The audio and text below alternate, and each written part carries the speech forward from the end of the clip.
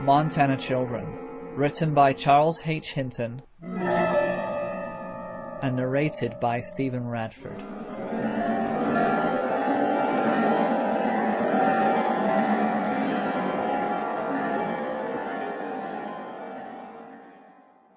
Pudding Tang was not her name.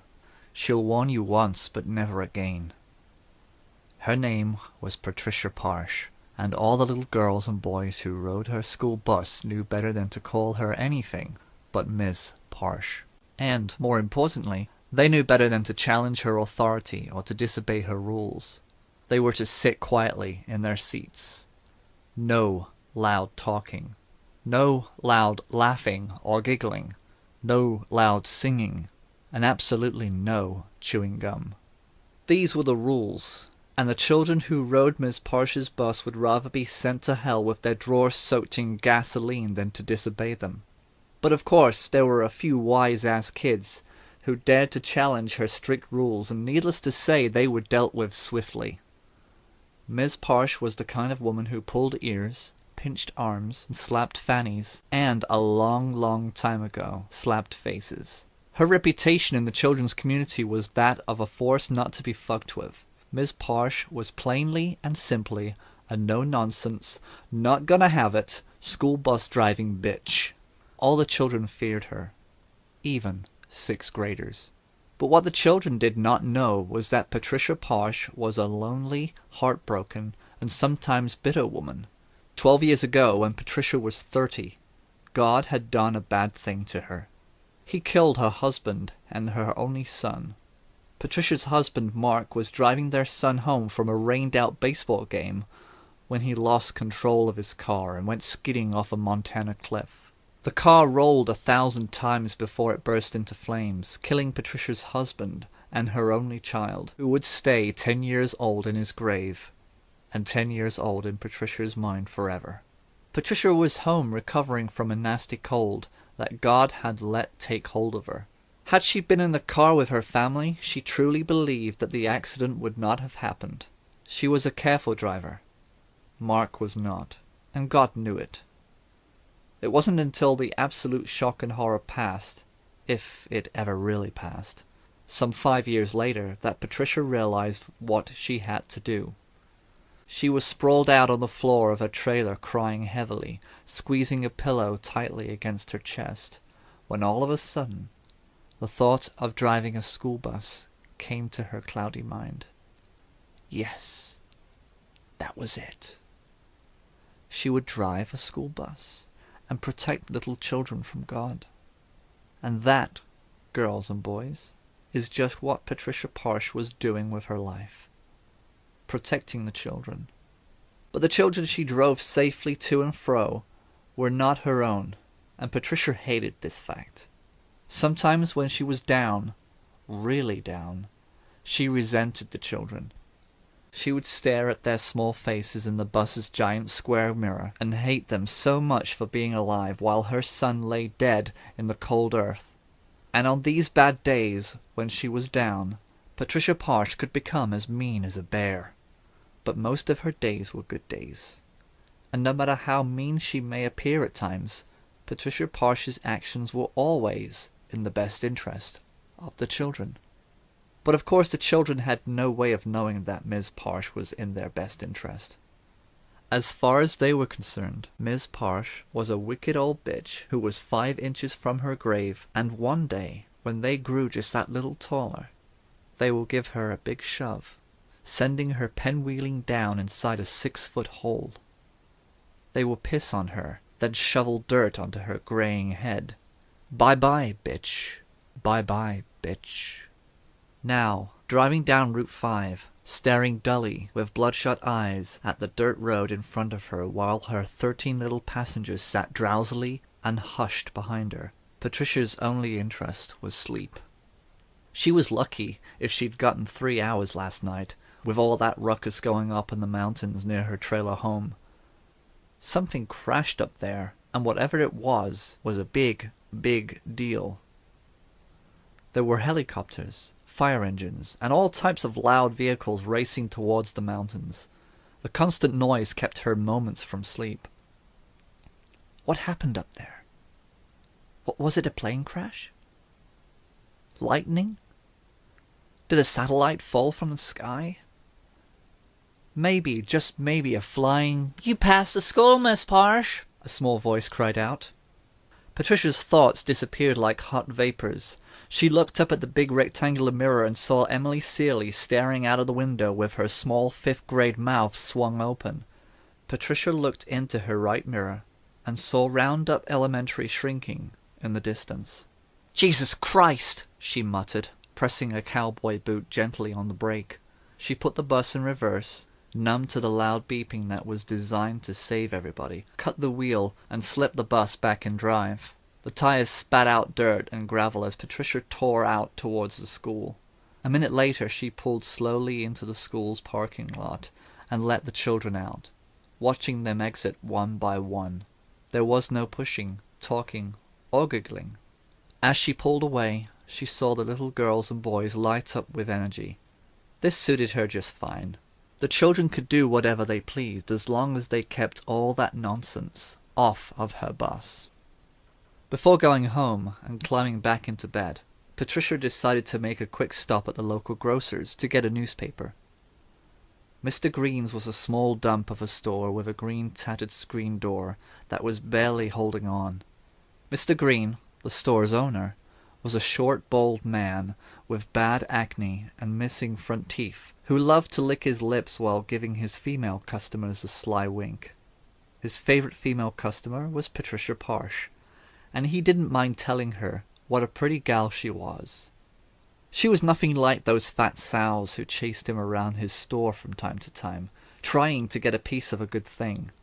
He had told Patricia this tall tale while wiping sweat from his bald head and sending her a seductive wink. All Patricia could do was stare at him. He wasn't worth killing. Bottom line, Mr. Green was scum, and Patricia and all the other ladies, including the fat sows, knew it. The small bell above the door sounded when Patricia entered the store. "Howdy, Pat," Mr. Green said. He was standing behind the counter, flipping through channels on an old black and white television. "Mr. Green," she said dully. "Damn piece of cow shit," he shouted, slamming a closed fist down on the television. "You know, a long time ago, American products was somewhat dandy, but now, American products are just shit, covered in fancy packaging." He walked over to the counter, wiping his sweaty hands down his dirty apron. Patricia could not recall even seeing that apron clean. "Banging on that TV will sure fix it, Pete." "What you need, Pat?" "Just came in for a paper is all." "All my papers are gone. They went like wildfire this morning. Folks are trying to read up on what happened in the mountains last night. I was just trying to find out more about it on the TV just when you walked in, but no one is really talking." "What do you mean?" "The papers only mention something about mysterious fires that seem to start out of nowhere, and the TV people ain't saying much more." "Maybe there's nothing to say." She was checking out the candy inside the glass counter. No. There's plenty to talk about." "Like what?" "Like men dressed in white spacesuits with oxygen tanks on their backs. Like helicopters zipping through the skies with no kind of writing on the sides. Like the media being forbid to take pictures up in the mountain where all this crazy stuff is taking place." He pulled a handkerchief out of his back pocket and wiped it across his forehead that was beading sweat. It was a warm September, but Mr. Green was sweating like it was a hot July. The man always seemed to be on fire. "And who did you hear all this from, Pete? Jerry Springer? Sally? Geraldo? Who?" Mr. Green looked at her crossly, then said, "Mildred Cornbacker, and if I'm not mistaken, she lives closer to the mountains than you." "And you believe her?" "Hell yes. I don't see any cause for her to lie." "Was she in the paper this morning?" Pete shook his head. "Was she in the news this morning?" "Don't know. I couldn't get the TV to come in." "Well, was she in your store this morning?" "Yeah, 'cause she was in here. That's how I know what was going on." "So she told you all this stuff, but failed to mention that she was on the news? Is that right?" Maybe it slipped her mind. Patricia laughed. Her smile made her a pretty 42-year-old woman. She was hardly as ugly as the children who rode her bus made her out to be. Nothing slips Mildred Cornbacker's mind, Pete, especially when it's going to get her any kind of attention. Patricia laughed again. She hated Mildred. She hated her in high school, she hated her when her husband and son were alive, and she hated her now. Patricia's lonely, broken, and sometimes bitter heart had nothing to do with it. Mildred was one of those gals that had to be at the center of attention, and loved to brag about her fortunate life. She loved to make herself look good at the expense of others while prancing around in clothes that were too small for her stomach, tits, and ass. And if there was ever a woman who dared to let Pete massage her inner thighs, Mildred Cornbacker would be that woman. There was no doubt in Patricia's mind. Well, anyhow, there's something fishy going on up there, and you had better believe it. Well, I did hear helicopters last night, but who knows? She shrugged. How much are your candy bars? They're 75 cents apiece. Is that all? And some folks think that you're overpriced. She turned and headed for the door. I gotta get some rest. I'll talk to you later, Pete. Wait a second, Pat. He walked out from behind the counter, his worn snakeskin boots pushing dust from the cracks between the hardwood floor. I just want to remind you that the leaves will be falling soon. If you want, I'll be happy to come by and rake your grass for you. His eyes lowered from her face to her breasts and down to her crotch. From what I hear, your grass hasn't been raked in a long time. He smiled, and Patricia saw crude lust swarming in his eyes. Thanks, Pete, but I have a lot of grass that needs tending to, and I really don't think that your little rake can do the job. She looked down at his crotch and smiled. Yes, indeed. My grass definitely needs a bigger and much better tool. Mr. Green turned as red as a beet. He looked like a boy who'd just been caught masturbating.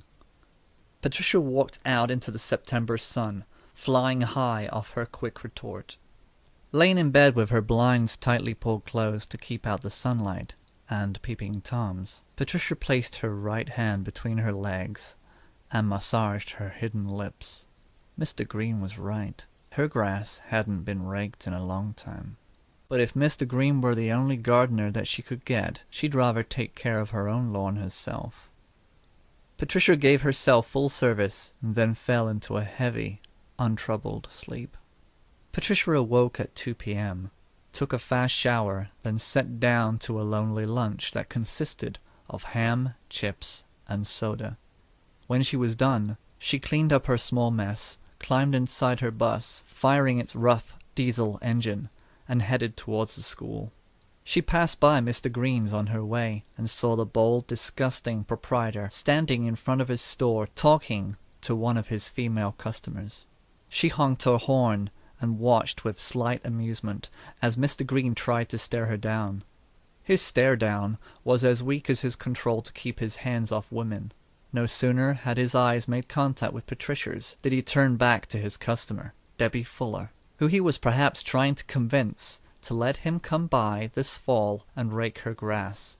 And she was all about it, so it seemed.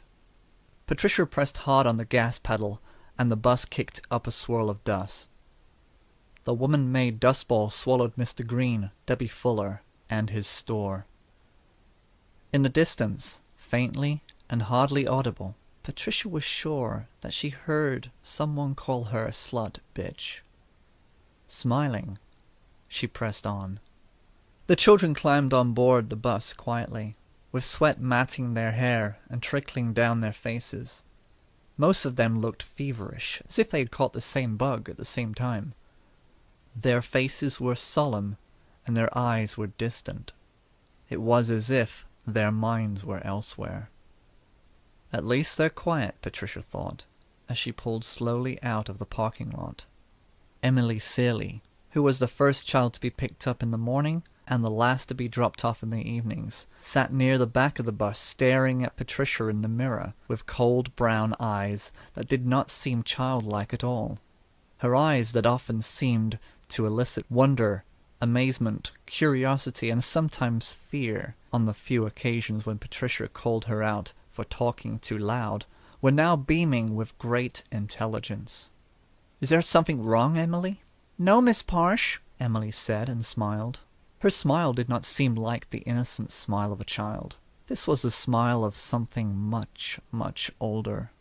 "Then why are you staring at me?" They were communicating through the mirror. "Are you sure there's nothing wrong?" Emily went on smiling. "Wipe that smile off your face, young lady. Wipe that hideous smile off your face right now, or I will come back there and slap the living snot out of you." Patricia stared out at the road, feeling the child's eyes on her like weights. She would let it slide today, but tomorrow, if this nonsense continued, it would have to be dealt with swiftly. Oh yes, tomorrow. There's gonna be some shit tomorrow, and tomorrow is just a day away. Emily's house was just ahead, and though Patricia would never admit to it, she was very much relieved. "Here we are, young lady." Patricia turned in her chair and was taken aback when she saw Emily standing over her right shoulder, smiling. It was not a bright smile, but quite the opposite. Watching that smile was like watching the shadow of a Boeing 47 glide across rocky terrain. "Why, Emily, you know better than that. You're supposed to stay in your seat until the bus has come to a complete stop. You see, that's how little boys and girls who don't follow rules get hurt." Patricia whined open the door, parting its vertical mouth. "Of course, Miss Parsh," Emily said. And what she did next would have gotten her a kick in the stomach a few years ago when Patricia was very mean. You can bet your sweet ass on that. Emily stuck out her tongue, showed Patricia the wad of gum on its tip, then blew a bubble close to Patricia's face. The gum swelled until it popped, sprinkling Patricia with tiny droplets of spit. Emily winked slyly and then walked off the bus, wearing that grown smile. Patricia was thrown off balance, stunned. It wasn't until she pulled her pickup into her dirt driveway that she regained complete control of her thoughts and whereabouts. Dropping off her bus over in Mason County and picking up her truck was a distant memory, if hardly a memory at all. Her mind's eye could not stop replaying what that little bitch had the gall to pull. That night Patricia did not sleep well. She turned over and over in her bed. She could not stop Emily Seeley's face from floating on the darkness of her eyelids. Morning seemed to have come too fast for Patricia, and she was not in the best of moods. She took a long shower and ate a slow breakfast. When she picked up her bus in Mason County and began driving her route, it suddenly came to her that today was Friday, and her mood shot up a notch. Emily was standing on the side of the dirt road that runs parallel to her house. She was dressed in a white blouse and jeans, with her hair in pigtails. She boarded the bus slowly, her small face pale and solemn. "Come here," Patricia said roughly. Emily went to her. Patricia pressed a thumb and forefinger against Emily's cheek, then squeezed, prying open her small mouth. "Why no gum today, Miss Emily?" Patricia glared at her. "No, Miss Parsh, we're not supposed to chew gum on the bus. It's against the rules." Emily's face was all smiles, but her eyes were not. Her eyes were filled with a defiant intelligence. It seemed to Patricia that her eyes somehow did not match her face. It was as if something was inside her, using her pale face as a mask. Patricia's eyes followed her in the mirror as she walked down the aisle and sat in one of the dark green seats. Emily sat there staring at Patricia, her smile a tad away from becoming sinister. "You stop that! You stop that, you little bitch, or I'm gonna come back there and slap that ugly smile out the window." Patricia tore out, her foot no stranger to the metal pedal. The children piled in one after another, some wiping sleep from their eyes, some sleepy and hushed, and some yawning from the wee hours of morning. When Patricia pulled into the school's parking lot, the children came to life. They hurried off the bus to meet their girlfriends, boyfriends, teachers, bullies, and everything else that mattered or didn't matter. Patricia watched a handful of children march across the schoolyard. Michael Davenport was jumping in the air, slam-dunking invisible basketballs. Sheila Pippin and Kathy Morgan were skipping while holding hands. George Hunter and Alonzo Haynes were racing, their backpacks bouncing up and down and across their backs. Patricia shook her head. Kids. From the corner of her right eye she saw something moving toward her. She turned with a start and saw Emily Searley slowly making her way down the aisle. She walked down the steps and off the bus, where she turned and said, "Today is going to be a good day, Miss Parsh. You'll see." Patricia slammed the door shut, not caring if the door slapped her or not. Patricia could still see her smiling through the small square window on the door. She slammed her foot on the gas and tore out, watching the children grow smaller in her outside mirror. Mrs. Powski, the school's playground attendant, stared at Patricia ruefully. Patricia was sure she'd hear something about this little stunt. Mrs. Powski was known to make other people's stunts her business. 20 minutes later, Patricia found herself inside Mr. Green's store with a newspaper in hand, reading today's headline, "Big Mountains, Small Fire." "Patricia, is that you?" Patricia turned and saw Mildred Cornbacker walking towards her, dressed in a halter and tight blue short. Her red hair was a tight, swirling bun of fire. The way she dressed told the world that she would have to be taken away kicking and screaming before she'd let old age take hold of her. "Howdy, Mildred." Patricia forced herself to smile. "Howdy, Patricia. Golly, I haven't seen you in a gazillion years. It hasn't been that long, has it?" Patricia glanced over at Mr. Green, who was standing behind the counter, adding up some figures. At least that's what he appeared to be doing.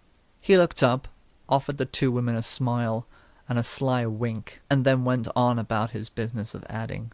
"I do believe it has been a long piece since the two of us have sat down and had a long, meaningful conversation," Mildred said. "Why, I was just thinking about you the other day. Some man was on the news for stealing a school bus full of children, and I thought of you. You're still driving a school bus, aren't you?"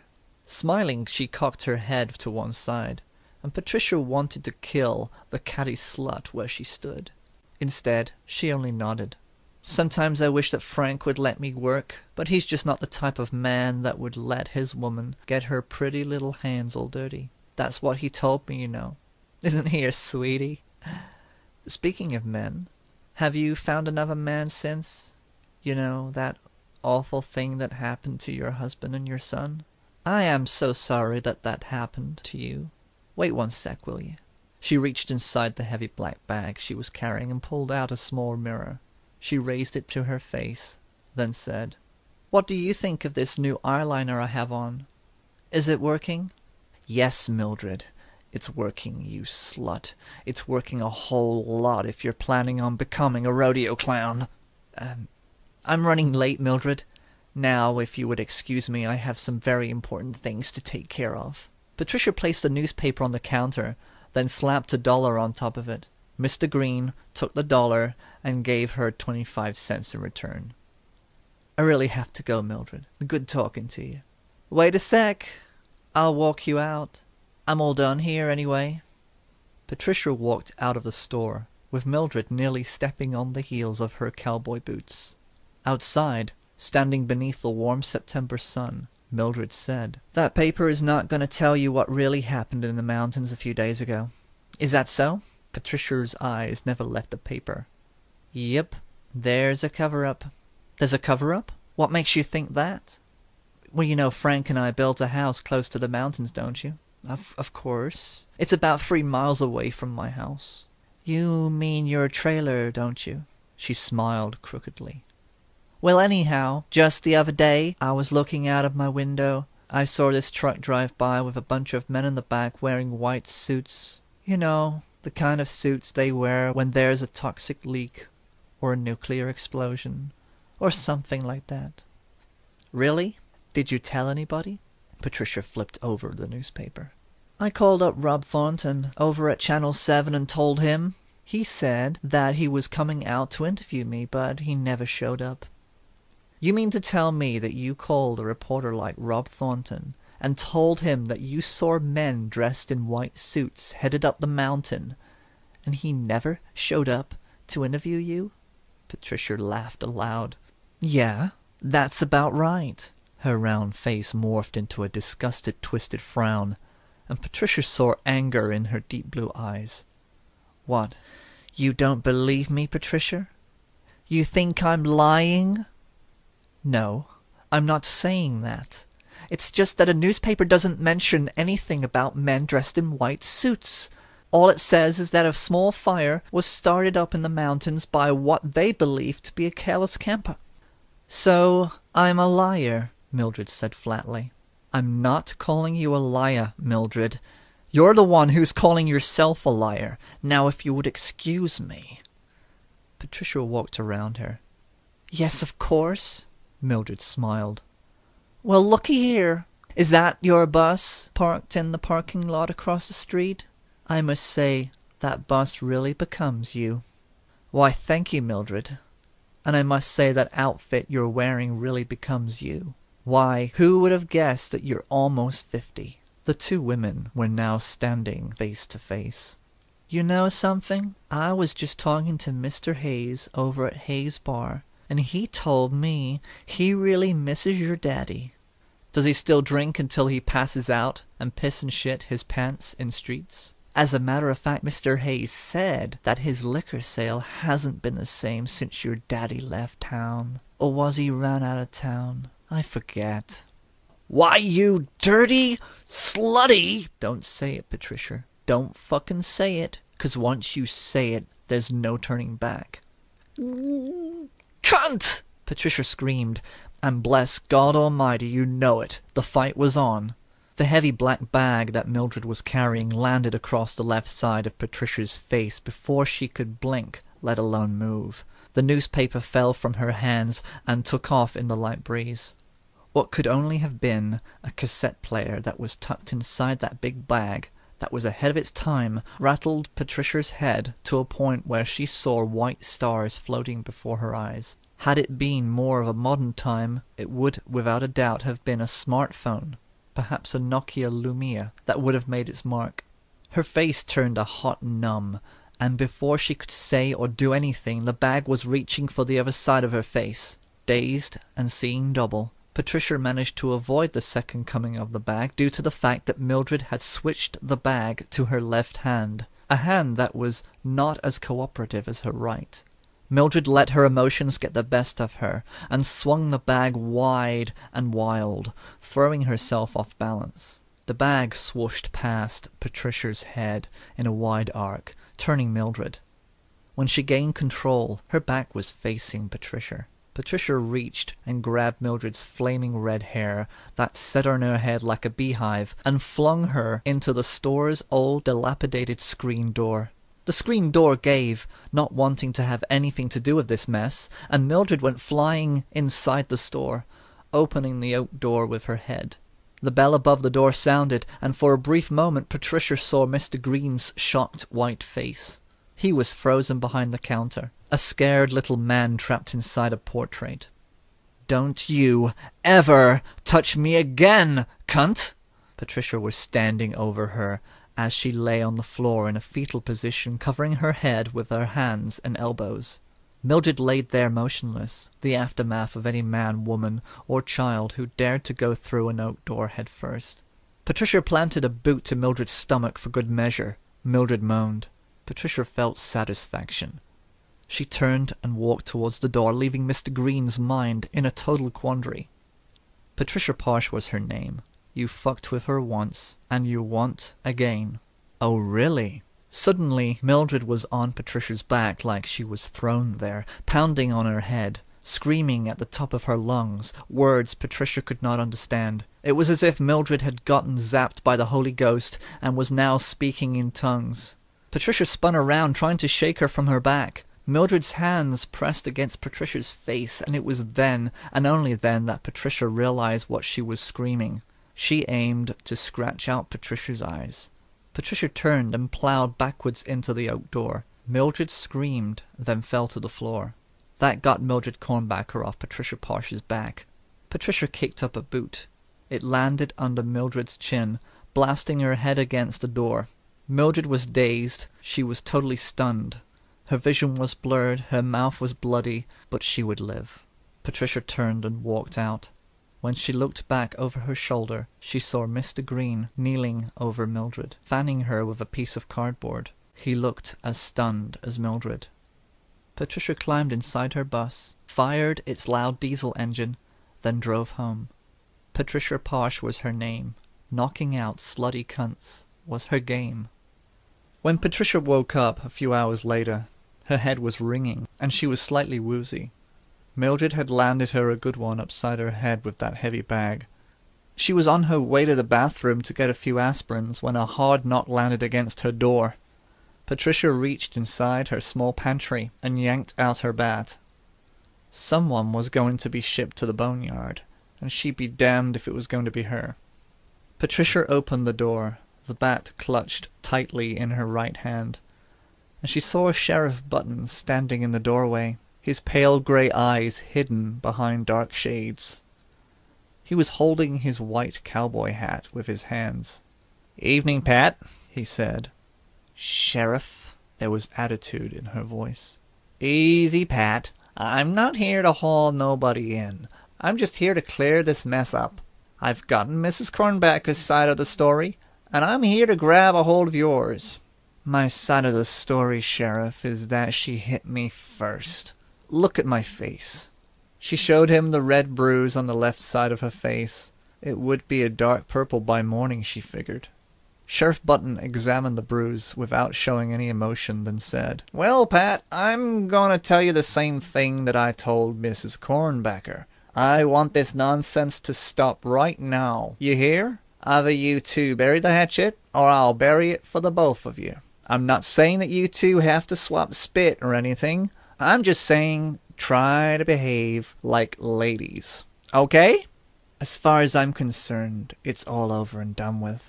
"I'm tickled to hear that, Patricia. And that's just how Mrs. Cornbacker feels. You have a good day now." He fastened his hat to his head and smiled. Patricia saw tobacco residue stuck between his teeth. She watched him as he climbed inside his car and drove off, leaving a trail of dust that stretched out at least a quarter of a mile. 2 hours later, Patricia was making a dust trail of her own as she made her way to the school to pick up the children. The children climbed aboard the bus slowly, each and every one giving Patricia a strange smile. It was as if they were all holding on to some big secret. Emily was the last aboard. She had taken her pigtails out of her head, allowing her hair to frizz over her backpack. "What happened to your pigtails, Emily?" Patricia asked indifferently. "The child likes them. I don't." "What on earth are you talking about?" Patricia said as she wound the door shut. "I don't particularly like this dress either, but the child is partial to it." Emily fluttered her eyelids, and Patricia was sure that she saw her eyes roll over in their sockets, changing from a brown to a mucky dark green, back to brown. The children started laughing and giggling, some placing their fingers inside their mouths while others grabbed hold of one another, hugging loosely. Emily walked back to join them. "Stop that laughing! And stop that giggling!" Patricia yelled. She leapt from her seat, intent on giving the children and that filthy little Emily Seeley a piece of her mind, only to freeze when the children suddenly became hushed, their faces solemn and serious. They were frightening and completely challenging. "That's much better," Patricia croaked. She could hardly bear to look at the children, and that's just what they were. Little, bratty, misbehaving children, nothing more and nothing less. Patricia slid behind her wheel and drove off. She could feel the children's eyes on her, burning the back of her head. She was afraid to look at them in the mirror, afraid that she would see 13 sets of horrible mucky eyes staring at her in the mirror, green and as slimy as tadpoles. Did I really see her eyes turn over inside her head? How could anyone's eyes do that? She placed a hand against the left side of her face. There was swelling just below her temple. She had taken a good blow to the side of her head, if there's ever such a thing as a good blow to the side of the head, and now she was seeing things.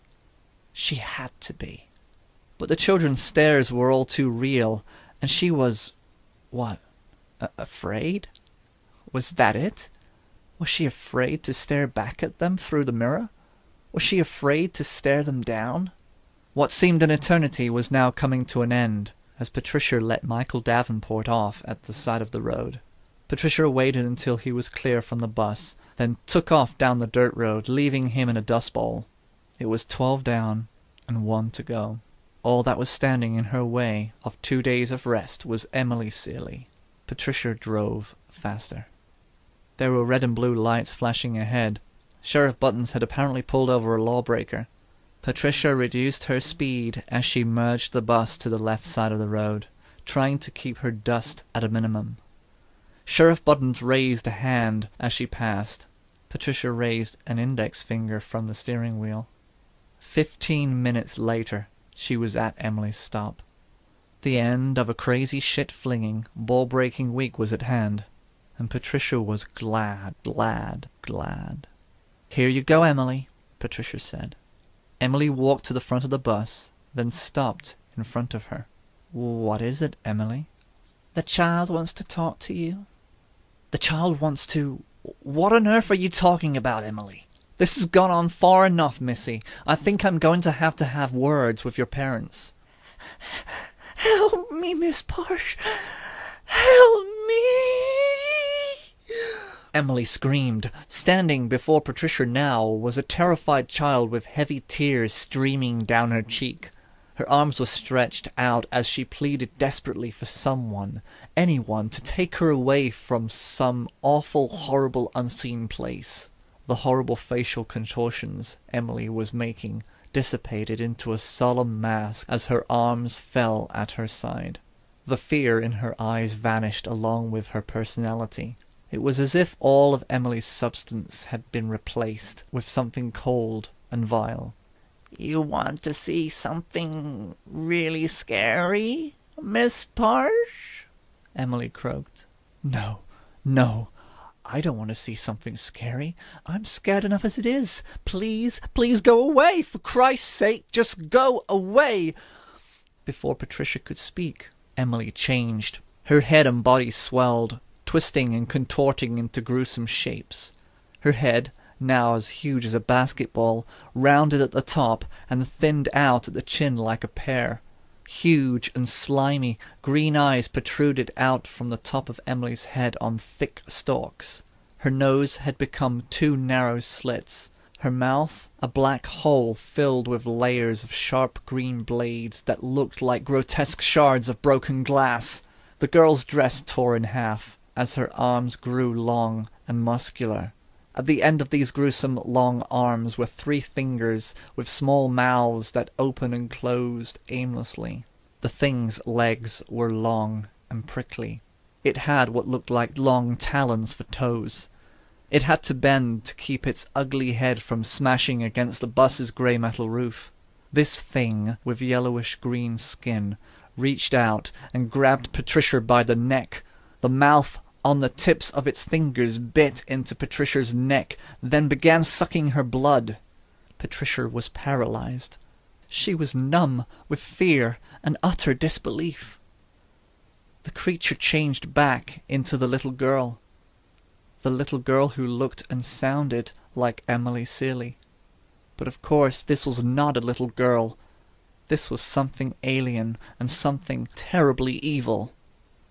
"Now wasn't that scary?" Emily asked. She stood there in her birthday suit. Her dress was now a tangled mess at her small feet. "It was scary for you, but tasty for me." She licked her fingers, reached inside her backpack, pulled out a blue dress, and threw it over her small body. She placed what was left of the other dress inside her backpack, turned and walked off the bus, giggling. Her giggles were sticky and ghoulish. Patricia sat frozen with her hand placed against her neck, watching the child as she made her way up the dirt driveway that led to a dull grey house that was hidden behind big oak trees. Patricia sat there watching the way the girl's dress bounced up and down as she skipped. watching the way her brown hair bounced across her shoulders in lovely brown floods, while swinging her backpack in her left hand.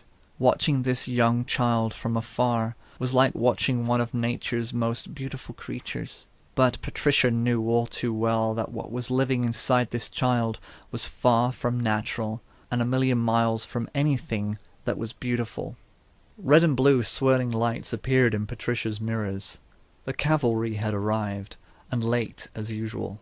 Sheriff Buttons climbed out of his car and walked up to Patricia's window, his dark sunglasses doing their thing against his face.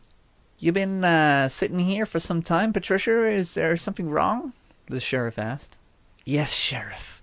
There's something terribly wrong. That child over there ain't human. She's filthy and unclean. Shoot her, and then kill the rest of the children. Kill them all before it's too late." "I'm fine. I'm just going over some charts." Patricia's knees were knocking and her hands were shaking. The aftershock was kicking in, and kicking hard.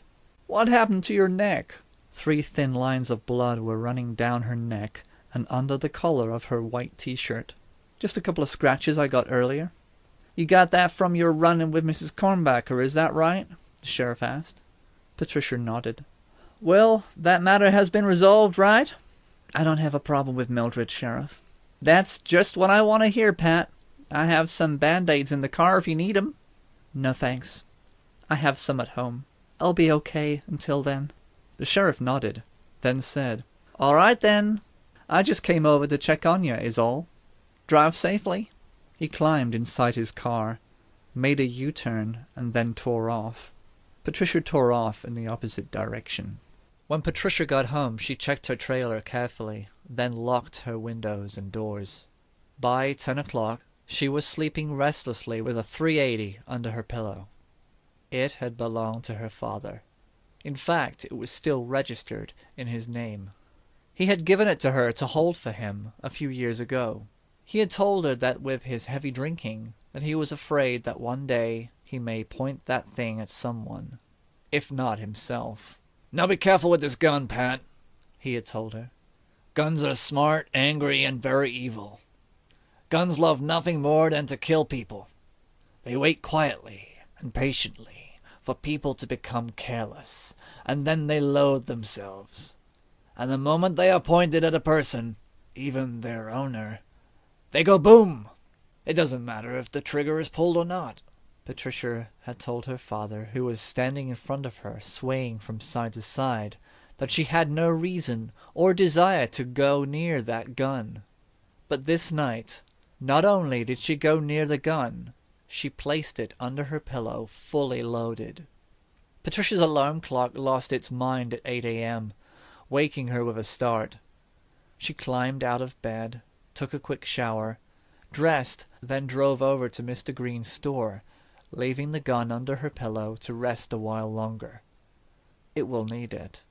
Mr. Green, who was stacking cans of corn in neat little rows, froze when Patricia walked in. "Morning, Pete." Patricia smiled warmly. Morning, Pat." He rushed over to the counter. "I just came in to get a few things, Pete. Not to start any trouble. Besides, we're not enemies, are we?" Pete's eyes met hers, and before his eyes could lock with Patricia's, he floored them. He had the look of a young boy who had caught his parents humping and was ashamed but did not quite know why. Pete wiped his hand across his brow, then retreated behind the counter, where he turned on the television and stared blankly into its black and white world. Patricia marched over to the hardware section and found what she needed right away. She carried the items to the counter. "I need some matches, Pete, and some bullets for a .380. Pete moved away from the television. "What kind of matches do you want, Pat? Hard tips?" "Yeah, those blue tips." Pete slid open the glass door beneath the counter and pulled out a box of matches. "Did you say .380 shells?" "Yep." He placed the shells on the counter beside the matches. "Will this be all for you?" "This will be all." He rang up the merchandise. "Thank you, Pete. Appreciate the service." She smiled, then winked at him. "You're welcome, Pat." He was beet red. His whole head was blushing. Patricia was just opening the door when he shouted, "Do you need a sack for those gas cans, Pat?" "No thanks," she yelled back. "I'll be just fine. Take it easy." You too, Pat." She walked out, and the bell above the door tinged. In its language it told her thanks for shopping, and be sure to come back soon. She never did. Patricia had parked to pick up across the street at Big Hoss's laundromat parking lot.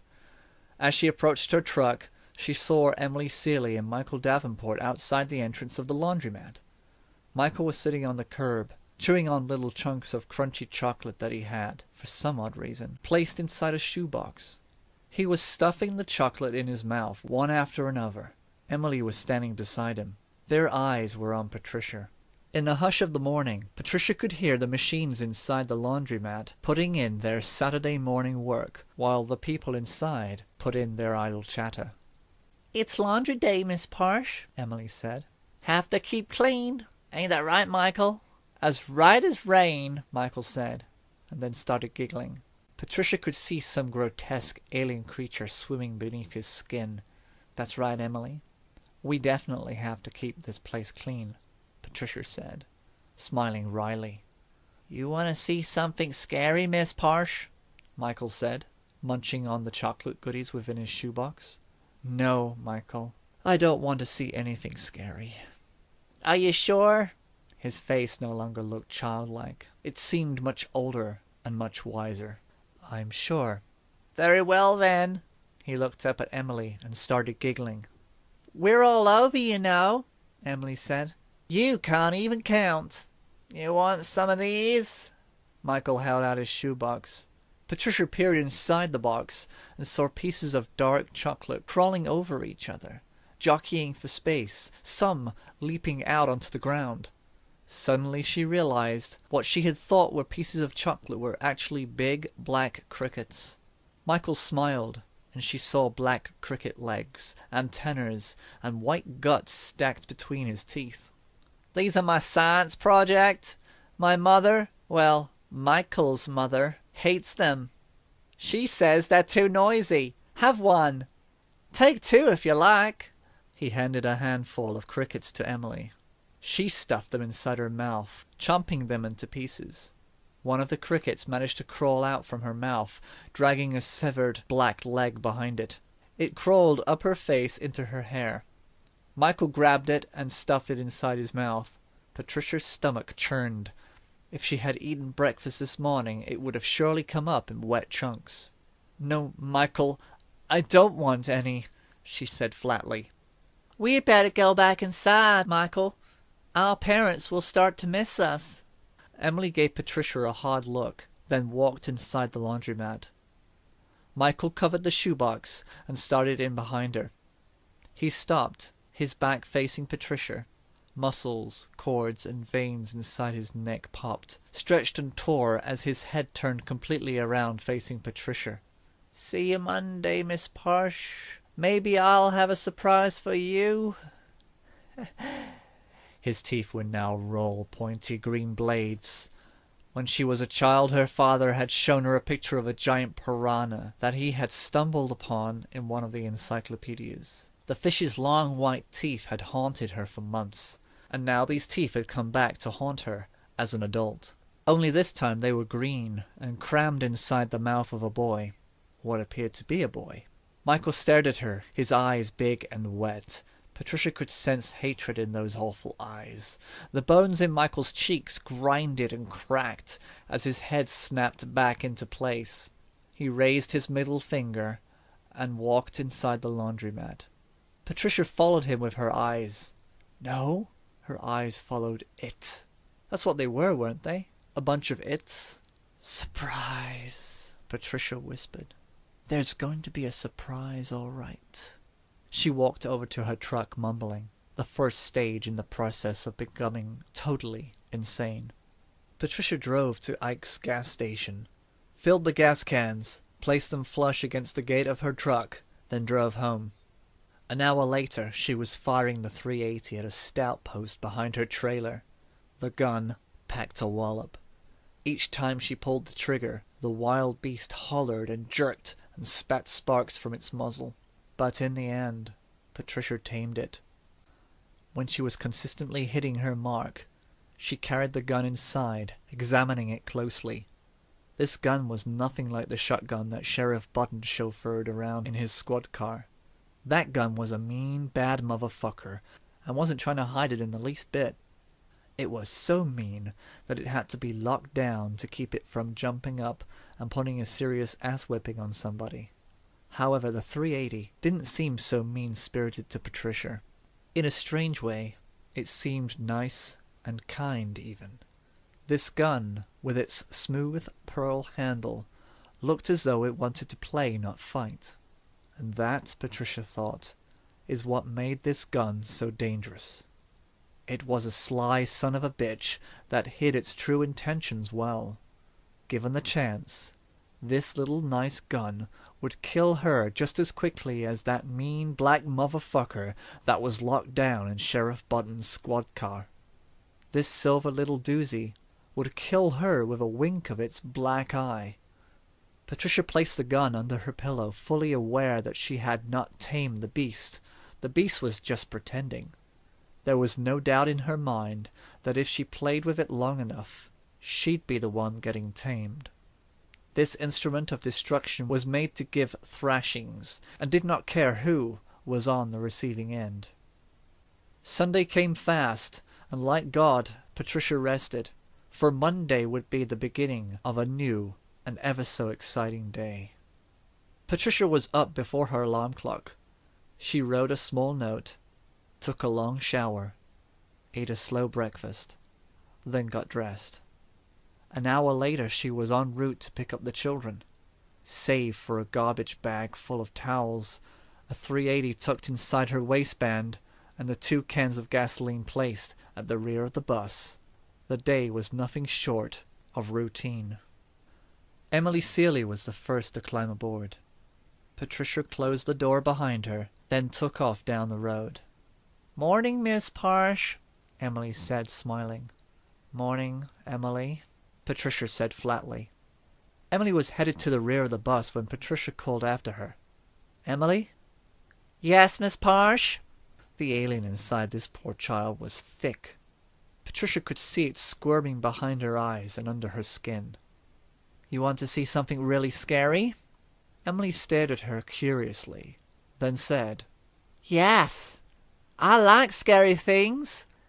Maybe when you're done, I'll show you something scary, a whole lot scarier than the other day." "Okay, let me pull over first." She pulled the bus to the shoulder of the road. "Come closer so you can see," Emily complied. Patricia pulled the .380 from her waistband and pointed it 3 inches from Emily's face. "That's not scary, Miss Parsh," Emily said, smiling. "I'll show you scary.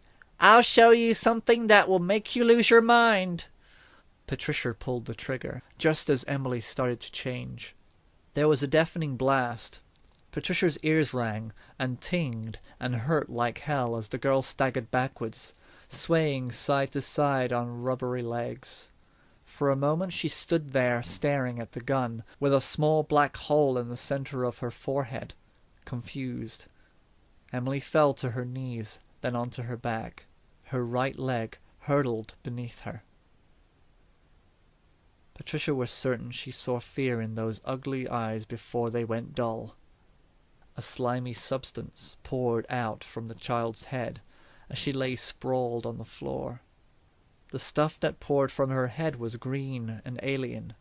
Patricia stood over the small corpse, waiting for any reason, a twitch, a sigh, even a fart, to pump another slug into that thing that had infected this poor child. Right before Patricia's eyes the blood changed colors. It was now dark red and looked human. Emily seemed nothing more than a little girl who had been cold-heartedly murdered. My God, what have I done? Could I have imagined it? Could I have imagined it? Could I have imagined it all? In the name of Jesus, what have I done? No, no, no, no, it was real. It was all real. It's all real, and it's not over. This thing is not dead. It's just waiting to move on to the next child. It must be burned. They all must be burned. It's the only way to be sure." Patricia grabbed the dead child's arm and dragged her to the back of the bus where she had stored the gasoline. She poured gasoline over the little girl's corpse, spicing her up for the grand finale. Patricia walked over to the garbage bag she had placed on one of the seats and pulled out a few towels and wiped up most of Emily's blood. Satisfied with the cleanup, she pulled away the blood-soaked towels, then drove off to pick up Michael Davenport, the boy who loved surprises. Patricia could hardly wait to give him one. Michael boarded the bus, smudged and full of confidence. All that was childlike about him was his size, and nothing about him was human as far as Patricia was concerned. Patricia supposed that the real Michael Davenport and the real Emily Seeley were long gone, or so insane that they had not a clue as to what was going on around them. Whatever the case, it was her duty to put these poor helpless children out of their miseries. It was, of course, the humane thing to do. "Why, Michael, where is your science project?" Patricia asked, smiling. But of course she couldn't give a leapfrog's dick about his disgusting project. She'd show this bug-eating maggot Coy all right. "Gone, all ate up. Tasty critters. Ought to try 'em sometime." He grinned as big as the Cheshire Cat in Alice in Wonderland. "Oh, by the way, I have a surprise for you, Michael." He dropped his grin. It fell from his face in one swoop. "Surprise?" He was staring hard at Patricia. She saw his face waver. It was like someone had disturbed a calm pond by tossing in a stone. "Yeah, well, really, I have two surprises. The first surprise is that Emily is no longer with us." Michael turned, searching the bus with his eyes. Patricia quickly pulled the pistol from her waistband and shot him in the back of his head, opening the front of his face. Michael took 2 steps forward, then fell to the floor. He was now as dead as Emily. "Emily is dead, Michael, and so are you. Surprise!" Patricia's eyes were as big as quarters, and her hair was a wild tangle that covered her face. Had she turned and looked in the mirror, she would have seen a complete psychopath looking back at her. She wasted no time dragging Michael's body to the back of the bus, where she stacked him on top of Emily and seasoned him with gasoline. Michael's green alien blood had already turned red by the time Patricia was ready to wipe it up. No surprise here. Pudding Tang was her name. Killing dirty, filthy aliens that have somehow invaded the bodies of small children was her game. She had killed 12 of these things and stacked their bodies at the rear of the bus and soaked them all with gasoline. Now all she had to do was burn them up in the mountains and bury their remains. Burning these things was the only way to be sure. Patricia had to work fast. There was no doubt in her mind that the children were missed by now, and grown folks, perhaps carrying pitchforks and sickles, were out looking for them. And who knew what Xander Williams had told his parents?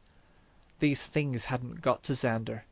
As far as Patricia could tell, there was nothing hiding inside him, so she had left him standing on the side of the road, bewildered.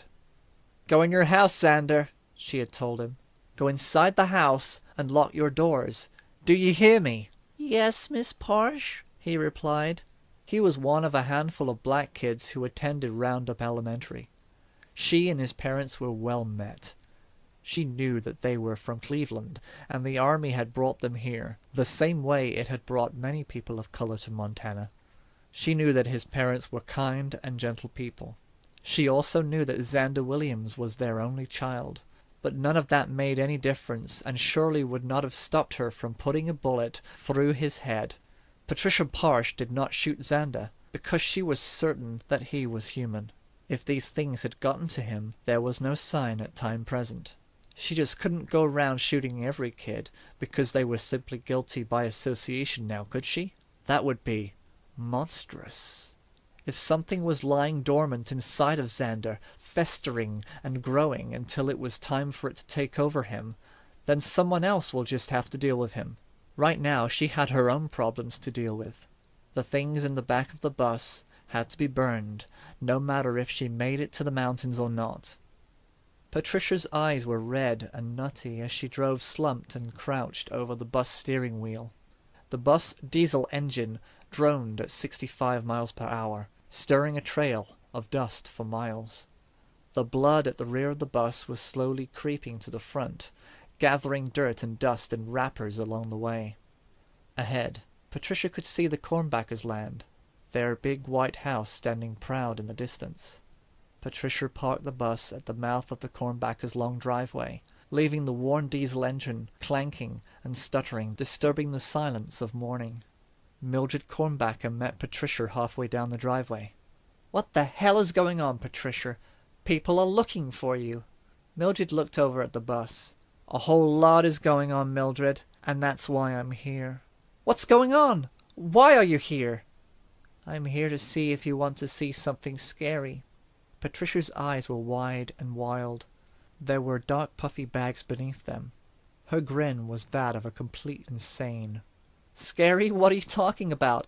Is that blood on your shirt?" Patricia pulled the gun from her waistband, then shouted, "Change, you filthy slut! Change, or I'll change you myself by splitting your foul head open." Blood washed from Mildred's face as she turned as pale as white socks. She looked like a sailor that was seconds from barfing at sea. Mildred turned and ran for her life. Patricia stuffed the gun back inside her waistband. Mildred was human. Her fear, bewilderment, and wide eyes had said it all. She was not one of those smug, filthy things that was full of contempt up until the little nice gun opened their ugly heads.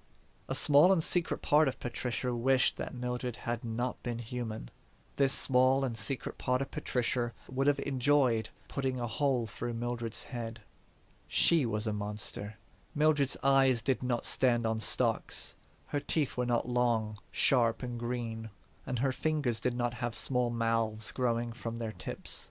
But she was a monster, just the same. Sheriff Buttons and his kind were coming. Patricia could hear their sirens and see their flashing red and blue lights in the distance. They had been closing in on her all the while. She ran to the bus, the .380 bouncing against her stomach, and then let out. The squad cars were gaining. The old bus was no match for their high performance and supped-up engines.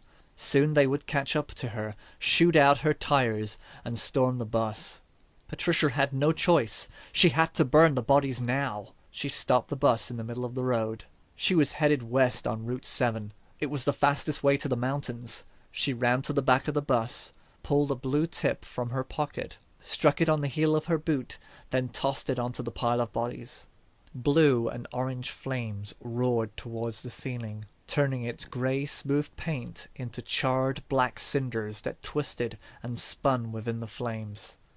Patricia stepped back as the wild and greedy flames reached for the seats, instantly melting their green plastic skin. Suddenly, the lifeless bodies of the children began kicking their legs and flailing their arms.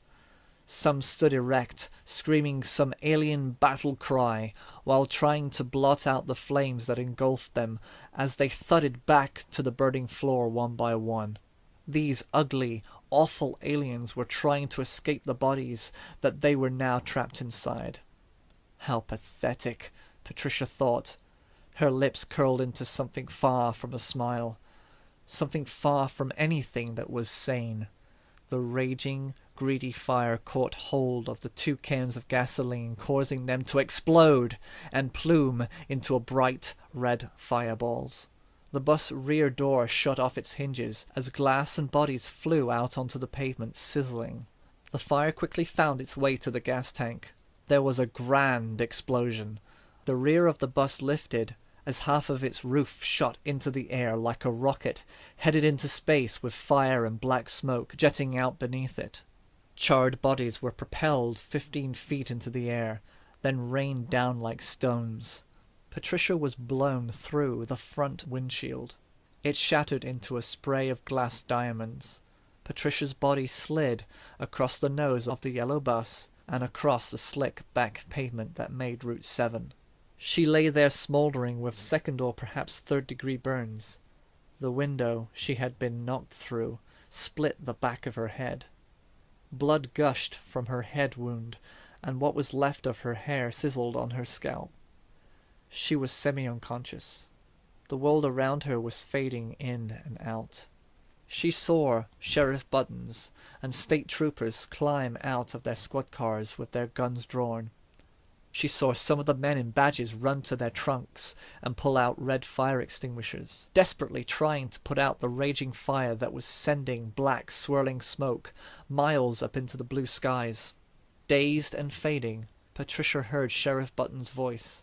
It seemed as if it was coming from the end of some long and hollow corridor. "Why, Pat? Why?" he was saying. There were tears rolling out from beneath his dark sunglasses. "Mountains," Patricia muttered. "Creatures. Creatures. I had to stop them. Had to save the children." Her voice was weak. "What do you mean, Pat?" Sheriff Buttons was toting his shotgun in his big hands. "I had to save the children." And that was when Patricia Parsh reached inside her waistband and pulled out a .380 and pointed it in the sheriff's direction. There was nothing sweet, cute, innocent, or playful about the weapon. Sheriff Buttons instinctively raised his shotgun and pulled the trigger on the big black beast that was usually locked inside his squad car. The beast roared, and its bite put a hole as big as a donut in the center of Patricia's chest. She was dead long before the state trooper's bullets riddled her body. "I have taken the children to a better place, to end their suffering." This note was all that the authorities and America's top psychiatrist had to work with, and all the nation could do was mourn as it tried to understand why anyone would want to harm those poor little Montana children. And who could have known that 2 months later, a young boy named Xander Williams, who was spared by the deranged and dangerous bus driver, would walk inside Roundup Elementary with his father's .357 Magnum stowed in his backpack.